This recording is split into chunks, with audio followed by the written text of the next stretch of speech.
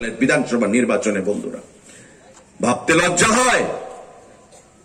আজকে আমরা লড়াই করেছি, তারা ভুলে গেছে যে মার সামনে কত মেয়েকে ধর্ষণ, তারা ভুলে গেছে বাবার সামনে কত ছেলেকে খুন, তারা ভুলে গেছে যে সিপিআইএম এর বিরুদ্ধে লড়াই করার জন্য, কথা বলার জন্য কর্মচারী অংশের মানুষকে 20 বছর, 15 বছর, 25 বছর আগরতলা শহরের বাইরে ওই প্রত্যন্ত অঞ্চলে ট্রান্সফার করে দেওয়া হতো গণতন্ত্রের পক্ষে কথা বলার জন্য, কংগ্রেসের পক্ষে কথা বলার জন্য। গরিব অংশের মানুষকে অর্থনৈতিকভাবে ব্যারিকেড তৈরি করা হতো। আজকে সেই জিনিসগুলো ভুলে গিয়ে ওই সমস্ত নেতাদের কথায় বিশ্বাস করে যারা কংগ্রেস দলে লম্বা লাইন করেছে, আজকে সেই কংগ্রেসীরা খুন হয়েছে।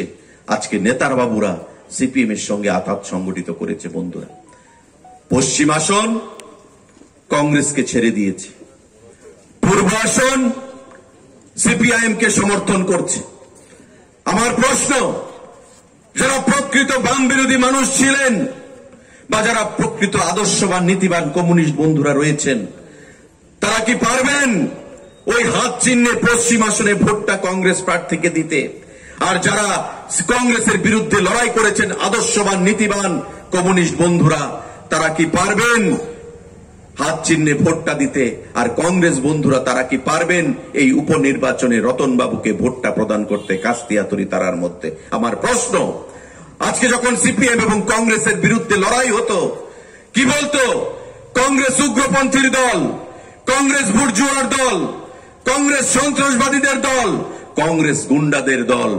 ভদ্রলোক কংগ্রেস করতে পারে না, যারা ভদ্রলোক তারা কংগ্রেস করতে পারে না।